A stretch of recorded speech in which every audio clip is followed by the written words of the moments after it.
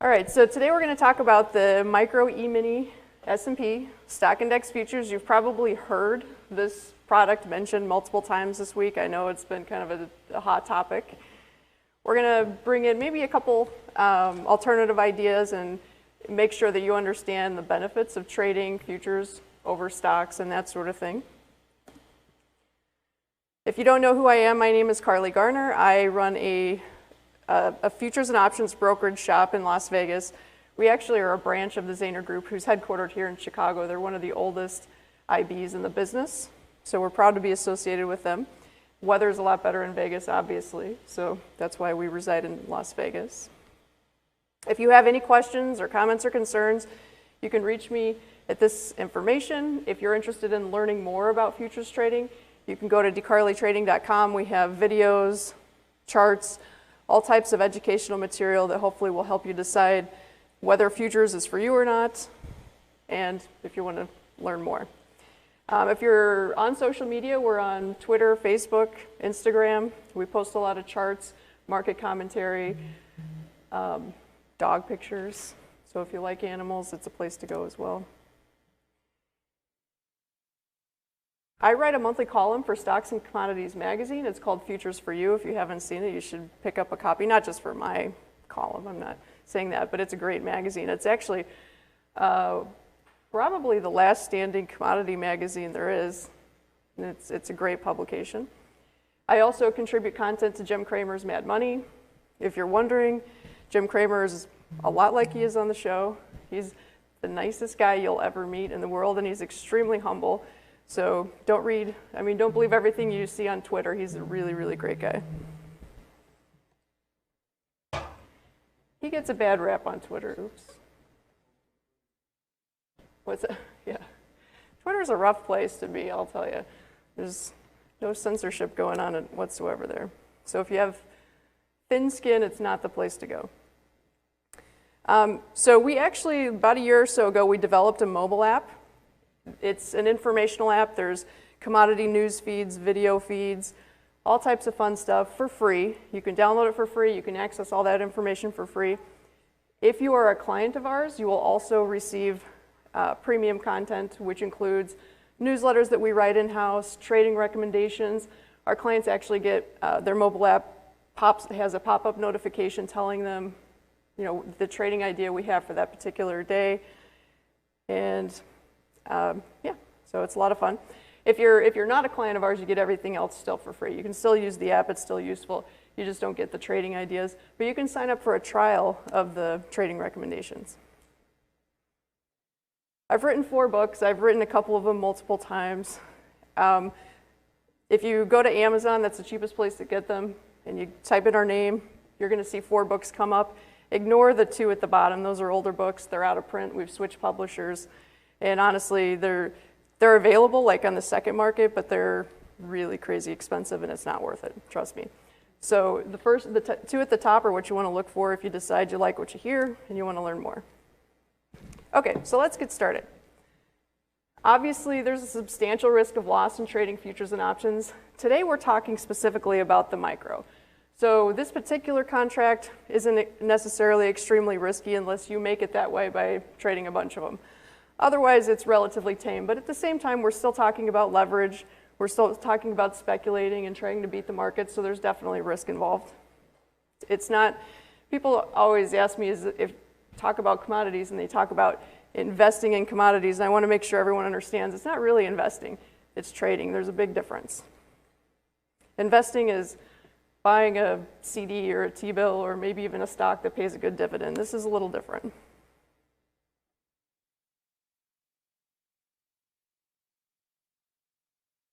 Oh, you're fine.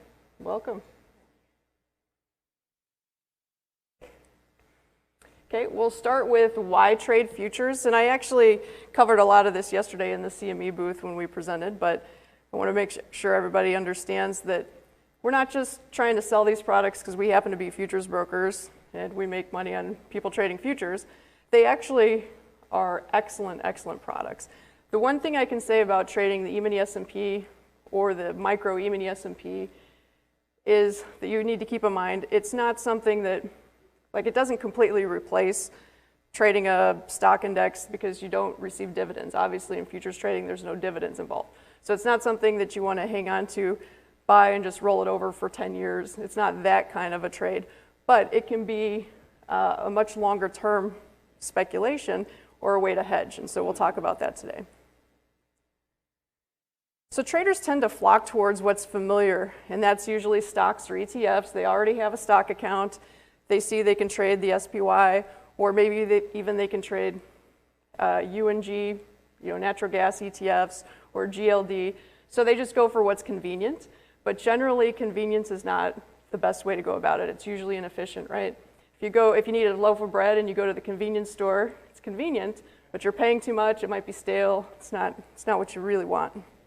It's the same thing with trading futures. So if you really want to give yourself an opportunity to trade in the most efficient manner, you should really consider trading futures. So the great thing about futures is they trade around the clock. Most futures and options, by the way, options on futures also, trade 23 hours a day. They only pause for an hour. So this is great for retail traders such as yourselves. For a broker, it's a little bit of a nightmare because nothing ever stops. There's some sleepless nights involved. We get text messages and calls in the middle of the night sometimes, but that's part of the job. But the great thing about a 23-hour marketplace is you can react to anything happening around the globe in the middle of the night if you need to. You don't have to wait for the New York Stock Exchange to open.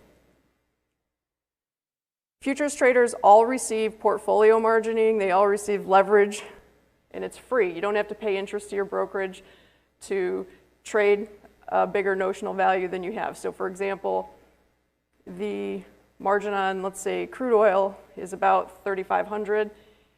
You're controlling roughly, depending on where crude is, roughly about $55,000 worth of oil. So in a $3,000 to $4,000 account, you can trade $55,000 worth of oil. I'm not saying you should do that. I'm saying you can, and it's interest-free. If you tried to do something like that with a stockbroker, you'd have to pay your brokerage interest to do that because you're basically borrowing shares to do that. Or borrowing money, I should say. ETFs are extremely inefficient in my opinion. I'm kind of lumping them all into one. You got to keep in mind ETFs are all structured a little differently, but when you're talking about commodity ETFs, basically what they're doing is they're taking your money and going and buying gold futures with it and like basically packaging it as a nice fund like GLD, USO, whatever it is. So they're charging you fees, they're rebalancing, and they're having a hard time keeping up with the market. So what happens is you could be bullish natural gas or crude oil, you buy the ETF, the markets go up like you thought it would, and your ETF might not follow. So it can be frustrating. In the futures markets, you're trading the real deal. It's the real stuff. A futures contract is written against the underlying asset itself, so they're tied together and they're really efficient. So if you're right and the market goes the way you wanted it to go, you make money. You don't necessarily have to worry about all the inefficiencies you would with an ETF.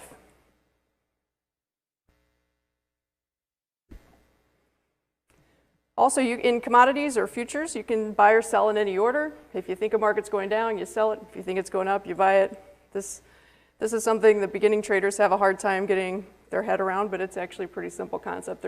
It's that simple. It's not any more complicated than that, which is why it kind of surprises me that people go for the triple inverse ETFs and that sort of thing, because those are highly, highly, highly inefficient. I mean, it's almost scary, and they're the type of things that you can't really hold more than a day or two, because then the product does exactly opposite of what it's supposed to do. In futures, if you think crude oil is going down, you sell it. If it does, you made money. If it doesn't, you lost money. So it's not like there's any guarantee of profit, obviously, but at least you know if you're right, you're going to make money.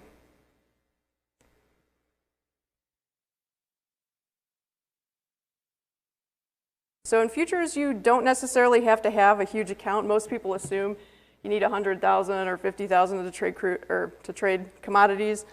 That's not true. Every broker is a little different. We open accounts with as little as a couple $1,000s in it. Now, to be honest, you probably need more than that if you really want to give yourself a shot to make money.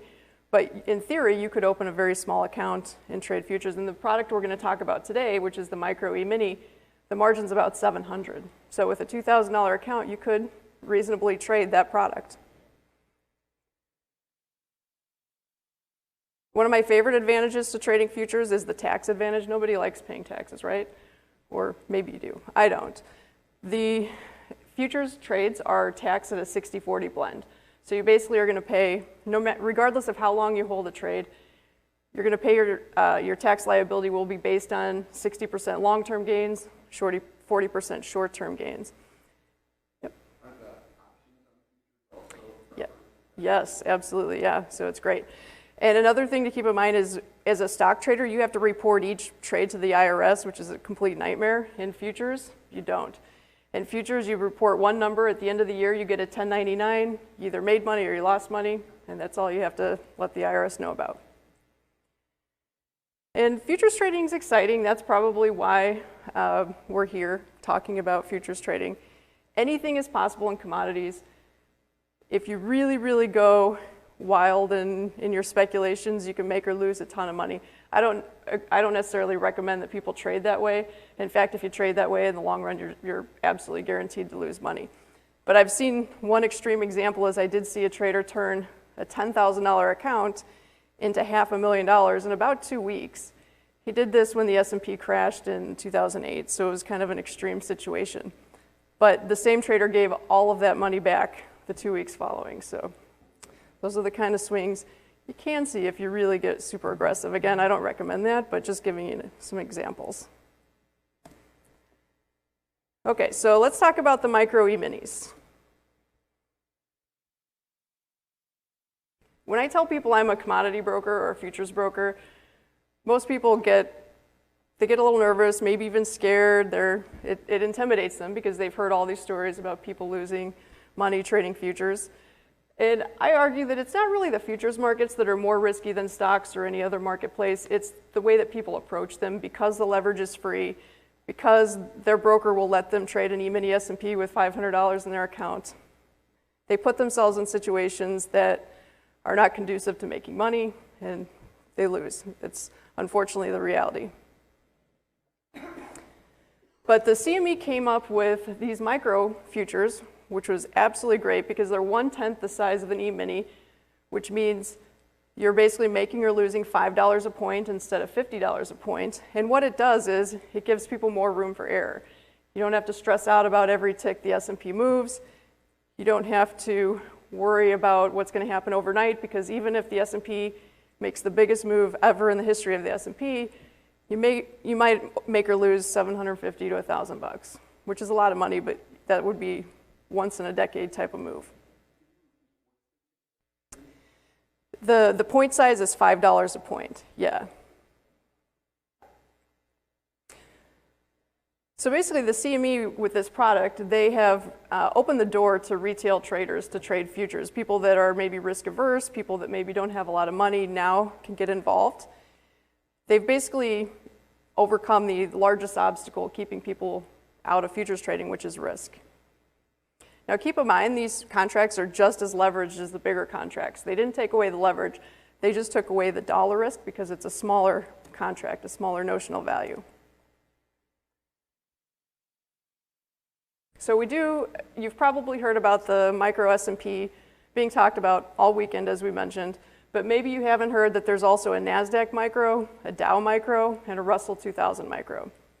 So this gives traders the ability to hedge or speculate in just about any major market sector.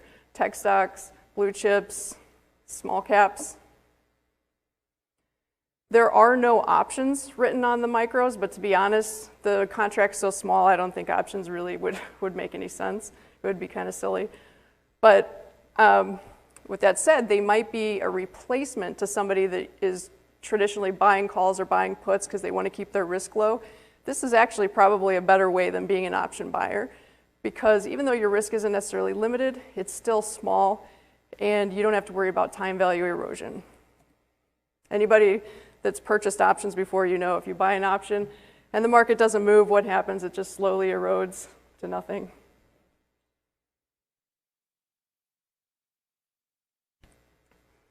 So this is just to kind of give you an idea of how small these micro contracts are. The S&P makes or loses $5 a point. The NASDAQ, $2 a point. Dow Jones, 50 cents a point. The notional value on these contracts fluctuate with the markets. You know, if the S&P goes up, the notional value is higher, and so on and so forth. But if the S&P is at 2,800, it's about $14,000 for the S&P. So roughly, you can just kind of, at the particular market that we're in, kind of assume that each of these are worth about $14,000, $15,000. So it gives you an idea of how much you're trading and what your size is. Keep in mind the margin on these is generally about $700. Yeah.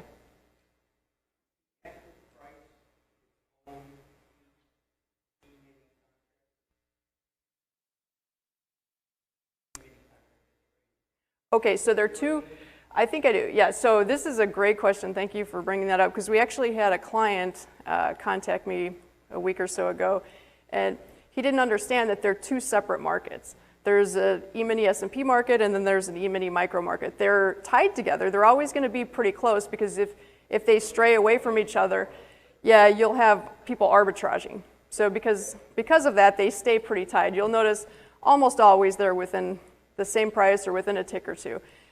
There are times, like when markets get to extreme highs and extreme lows, it gets a little inefficient, but that will probably resolve itself with liquidity, and you're always going to see that sort of thing. But we had a client that was stopped out of his micro trade, and he was looking at the high-low and the E-mini S&P contract, wondering why he got stopped out when the low of the day was higher than the E-mini S&P, but because he didn't understand, it really is two completely separate contracts, although they're tied together. Yeah, so yes. Yes, absolutely, and we do that a lot with clients. So for example, if a client has an E-mini S&P on, the regular sized, and let's say he's short on margin and needs to alleviate a margin call, instead of getting out of the entire E-mini S&P, let's say he's long, we might have him sell one or two micros to offset the margin and offset the risk, so that he can kind of give it a day or two and see what happens. So absolutely, you can do that.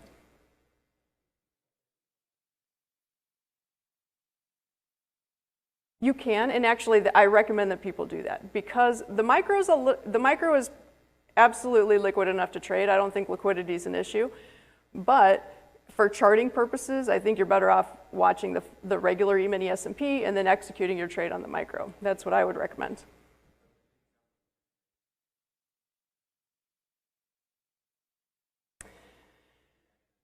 Honestly, right, yeah. I mean, you're going to get those sort of things, and let's face it, even if you're trading the more liquid E-mini S&P, your stop's probably going to get run. We actually did a class in the CME booth yesterday talking about that. I'm not a big fan of stop orders. I know everybody says use stops because you don't want to be in the wrong place at the wrong time. But the reality is most stops get hit, and they usually get hit exactly when you don't want them to be hit. So with a micro, I would probably suggest you don't use stops. I know that maybe sounds crazy to some people, but the contract is small enough that even on the worst day in history, you're probably not going to completely ruin your life. If you're trading the E-mini S&P, the regular size, I would say use options instead of stop orders to kind of hedge your risk. That's just my opinion. Other people will tell you different, but I mean, stops are rough. They generally, has anyone ever been stopped out at the low or the high of the day? Yeah, everybody. It happens all the time. So again, my position is either use options to hedge your risk, or maybe if you're trading the micro, maybe don't even use stops. The nice thing about the micro is, and I'm not going to really go over this is kind of stuff we already talked about, but the great thing about the micro is it's so small that if let's say you go long and the market does flush out and you weren't using stops, so you're still in the trade, you may even be comfortable enough to add a contract. So you're dollar cost averaging as opposed to panicking and getting out or seeing your stop get hit, that sort of thing. It is. I would never, ever, ever recommend you go to cash settlement on an S&P or any stock index, or really anything, to be honest.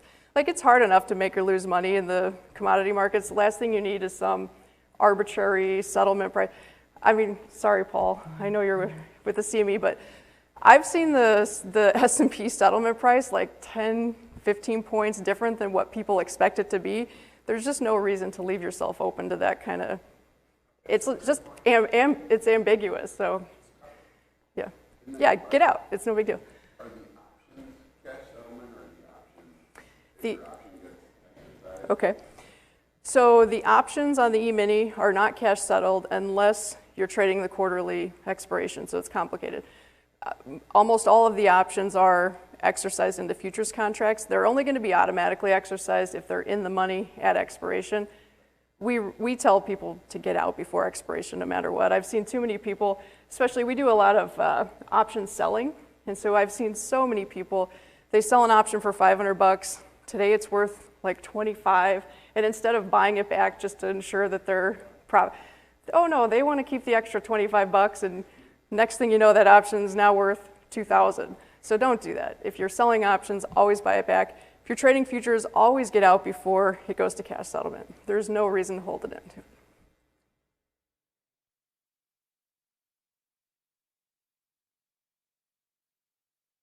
Okay, so I posted this chart to Twitter maybe a month or so ago, and some guy yelled at me, well not yelled, but Twitter yelled, that what does this chart tell us? It doesn't tell us where the market's going. What am I supposed to get out of this?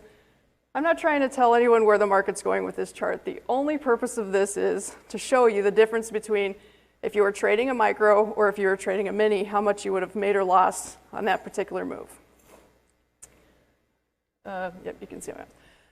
So, I mean, obviously you probably weren't going to be precise enough to sell the high and buy the low, but if you did on an E-mini, you would have made 31,000. That sounds exciting. On the micro, you would have only made 3,100, but be realistic. If you were trading a full size, would you have held that long? Probably not. If you were long the market, would you have held through all of this? You probably would have either been stopped out, or if you didn't have a stop, I mean, I can tell you just from people I've talked to and things I've seen, very few people rode it out and survived. Most people panicked Christmas Eve, flushed out, and then what happened 3 days later, the market's several points higher. In fact, on a regular E-mini contract, the market was like 10,000 higher in 3 days. So the whole purpose of this chart is to give you an idea. If you're trading a micro, you probably didn't ruin your Christmas, you probably rode it out, and you probably even broke even or made some money if you were long going into Christmas Eve. If you were trading a mini, you might have ruined your Christmas.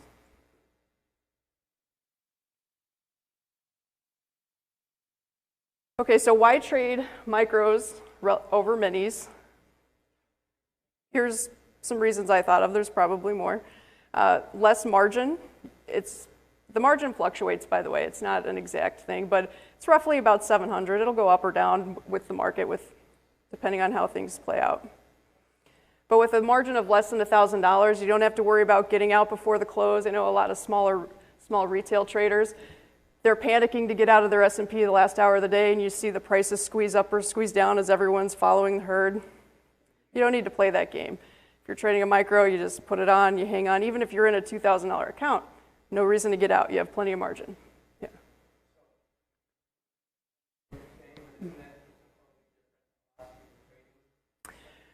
Yep. So. Sure.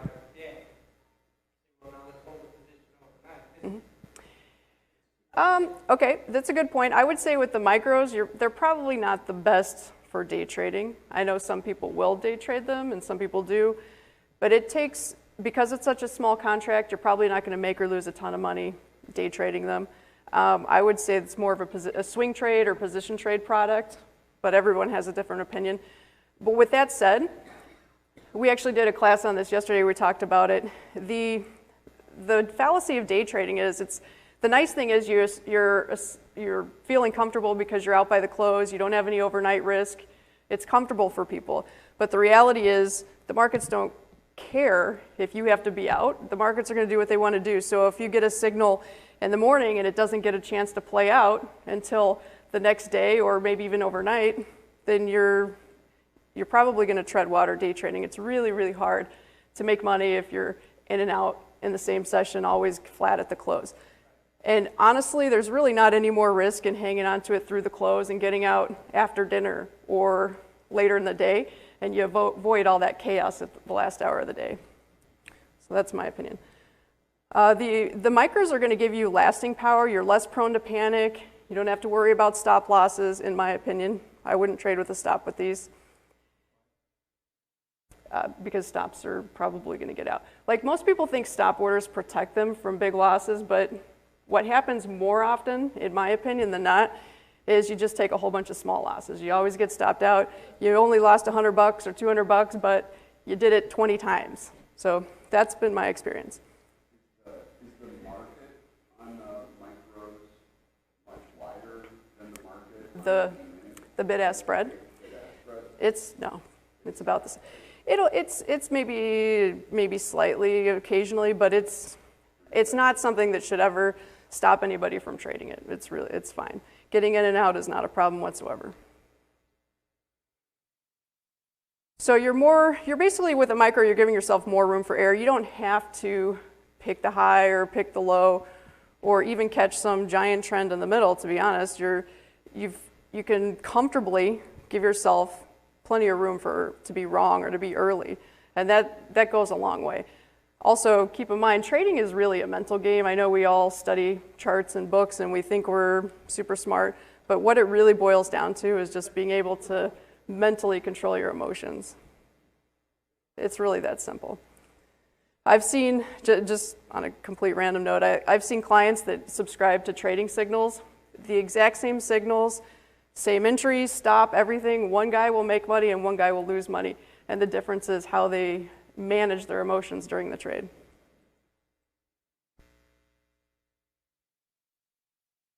So the micros you're gonna see less account volatility because it's a smaller contract. The leverage is the same. You still get all the same leverage you get with a mini, but you're gonna make or lose less per day, and again, that takes a lot of the emotion out of the game, which for my personality is a good thing.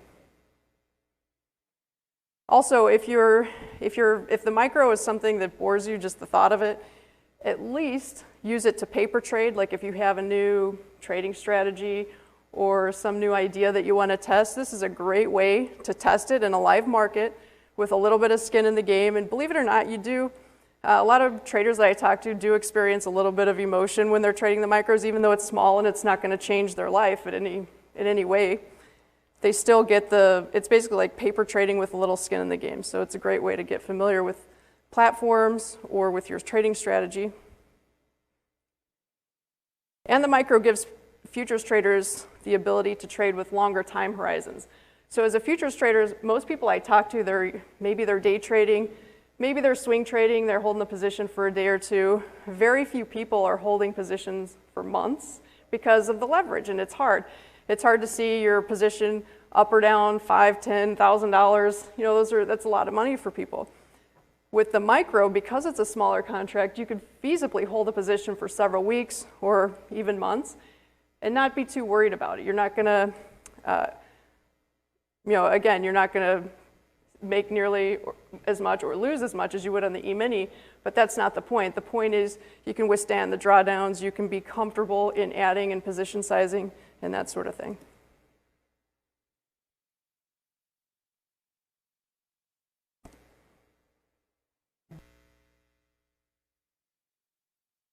So everybody has a different personality and a different way to look at the markets. Some people are looking for trends. Some people want to go along with the trend. My personality is different. I want to be bullish when everyone else is bearish and vice versa. So I'm looking for, it's basically swing trading, buy the dips and sell the rips. Now this type of thing works more than it doesn't, but when it doesn't work, it can be pretty rough. So that's just kind of the trade-off. You go with that sort of thing. But if you're using a micro contract, it's a lot more comfortable to use this sort of a strategy. In all reality, if you look at charts, the markets trade sideways more than they trend. So as a swing trader, somebody that's looking to buy the dips and sell the rips, you probably have, all else being equal, better odds of success than someone that's trying to trend trade. But the difference is most people just don't have the mental or financial wherewithal to try to buy into a market that's collapsing or sell a market that's ripping.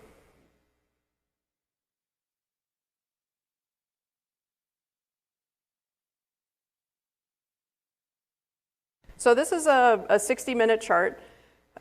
This is somebody that's trading a micro versus a mini, so it gives them the ability to easily hold overnight. They don't have to worry about margins. They have the options to buy when a market looks totally horrible and sell when a market looks great, which is the opposite of what human nature tells us we should do, but it's in reality probably what would work more than it would not work.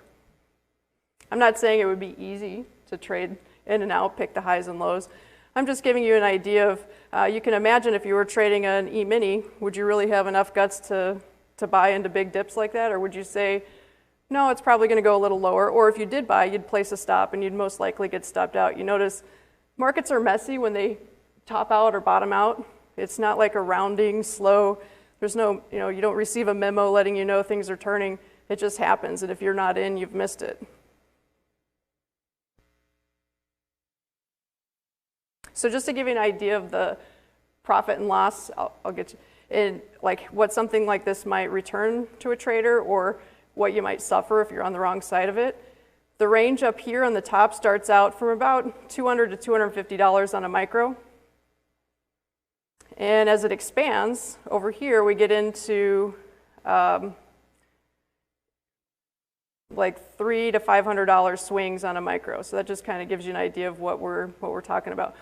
Keep in mind, this is 1/10 the size of the E-mini. So if you were talking about trading an E-mini, the comfortable $200 to $300 swing is suddenly $2,000 to $3,000. So for a lot of traders, that's a lot to stomach, and they probably just wouldn't, again, have the financial wherewithal or maybe even the willpower to play some of these trades aggressively.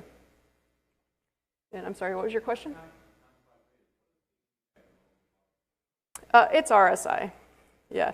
So as far as indicators go, I mean, everybody has their favorite indicator. My take is that honestly, probably all indicators perform about the same in the long run. Some of them are faster, some of them are slower.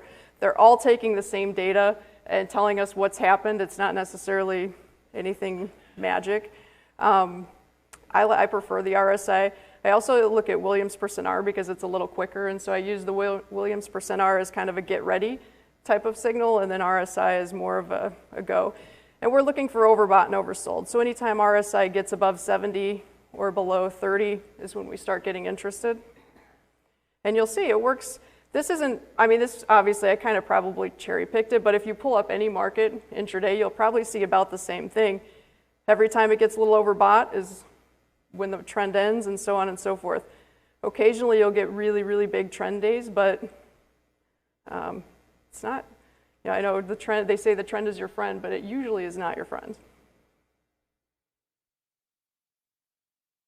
So to give you an idea what might happen if something goes wrong, this signal over here, day trader might have taken with a micro, and even as the S&P drops from like roughly 2860 to 2800-ish, somewhere there.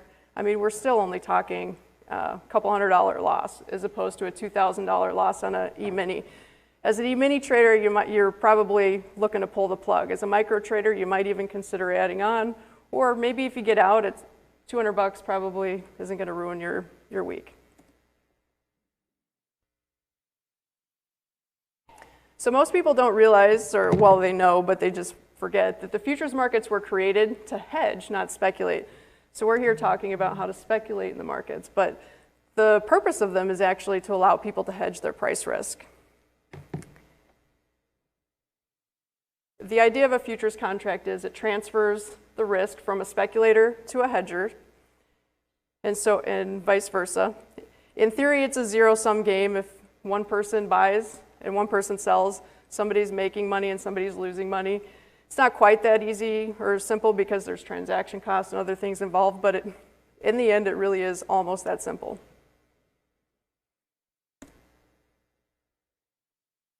So hedging, I'm sure you know this, but hedging is the practice of taking the opposite position in a correlated asset to mitigate price volatility. So if you're holding a stock portfolio and you want to hedge some of your risk, if you think the market's a little lofty here and you want to hedge some of your risk, you can do that using the micro E-minis extremely efficiently. And you don't have to worry about, if you just sell your stock holdings, you're realizing gains, there might be tax consequences, those sorts of things. You can easily just quickly and efficiently hedge your position using the micros. So a perfect hedge is really impossible. It's not something that exists in reality, but on paper, what we could basically do, if you wanted to hedge your portfolio perfectly, let's assume that you had $14,000, or at this point in the S&P, it's actually probably closer to $15,000 notional value. But if you're long about $14,000, $15,000 worth of S&P stocks in your retirement account or in your investment account, and you want to perfectly hedge that, you can sell one micro E-mini, and basically as one goes up, the other goes down. So you've locked in your prices, and you're not going to have really much price risk at all, but you're still collecting your dividends. So it's a great way to kind of put your portfolio on pause while you still get the income that it's generating, but you don't have a lot of the price risk. Now again, it's not quite that perfect. You'll see maybe you're making 1,000 in one and losing 950 in the other. It's not going to be perfect, and perfect doesn't exist, but it will be a great, efficient hedge for you.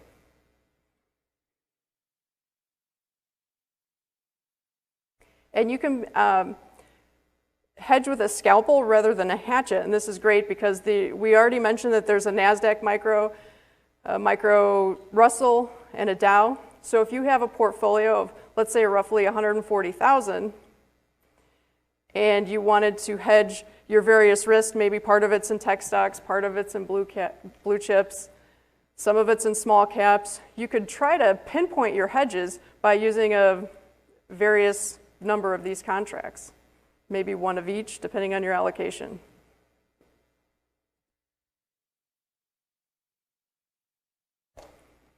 So I did these calculations with the S&P trading a little lower than it is now, but you get the idea. So if you have roughly a $200,000 stock account and you want to completely hedge, now keep in mind, I don't recommend people completely hedge their portfolio generally ever, except if the market's really expensive. So in my opinion, I think the S&P is probably a little expensive, over 3,000. So maybe this would be a time to be a little aggressive on your hedges, and so you might want to do something like this. If you have 40% broad market exposure, 10% small cap, so on and so forth, you could actually pinpoint your hedges based on the appropriate number of contracts using the micros. Okay, we're running a little short on time, so I'm going to start speeding up here. So I kind of mentioned this, but basically stocks almost always go up. So you really don't want to be extremely aggressive in your hedging unless stocks are expensive. If you tried to do something like this when the S&P was at 700 10 years ago, it would have been a horrible idea. I mean, you would have gotten dividends, but you would have missed out on big gains. So you don't want to do that. You want to hurt your portfolio. You want to hedge it. So portfolio hedges should be the largest when the market is lofty and minimal when the market is cheap. If you're going to hedge, you might as well take the benefits of it, right? If the market does sell off, lock in some profits. You're never going to pick the exact low, but let's say the market corrects 20% and you lifted your hedge at a 10% correction. You're still 10% better off than you would have been if you had no hedge. So keep in mind, you can incrementally lift your hedge. You don't have to keep it on forever, and in fact, you shouldn't. So if the market goes from being expensive to being cheap, you should, at that point, once the market starts getting cheap in your eyes, you should really have no hedges or very little hedging. You can also hedge your option risk with the micros.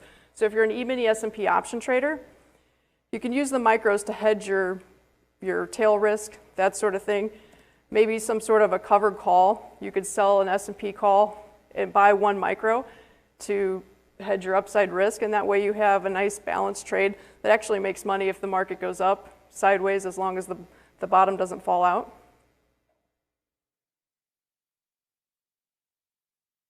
Yeah? Okay, all right, just making sure. All right, so this is a quick example. you could actually get really creative with this. So you don't have to do 1 micro per 1 option. You can play with it. You can be as aggressive or as conservative as you want to be with it. But the idea is, in this hypothetical trade, somebody might have wanted to go, maybe their outlook on the S&P is slightly bullish to neutral. So they might put something together like this, where you go long a future around 2770, sell a 2900 call. The delta on the trade is about 0.15, meaning you're net long like 15% of a S&P 500 mini, not a micro. So basically it's a moderately long position that makes money with time erosion. So you could do something like that. Sorry, had to. Hopefully you all got a printout of the slides so you can follow the last couple a little closely. If you have any questions, yes, those are them. And if you have any questions, always feel free to email us or call us. So, but in conclusion, if you're looking for a way to speculate with lower risk, less stress, and in my opinion, better odds of success because it takes a lot of the stress out of things and the emotions, I think the E-mini micro futures are a great way to look. And if you're looking to hedge your portfolio, I think it's a great way to efficiently do that as well. So thank you for coming. DeCarleyTrading.com if you want to learn more. There's a lot of trading videos and articles. Thank you.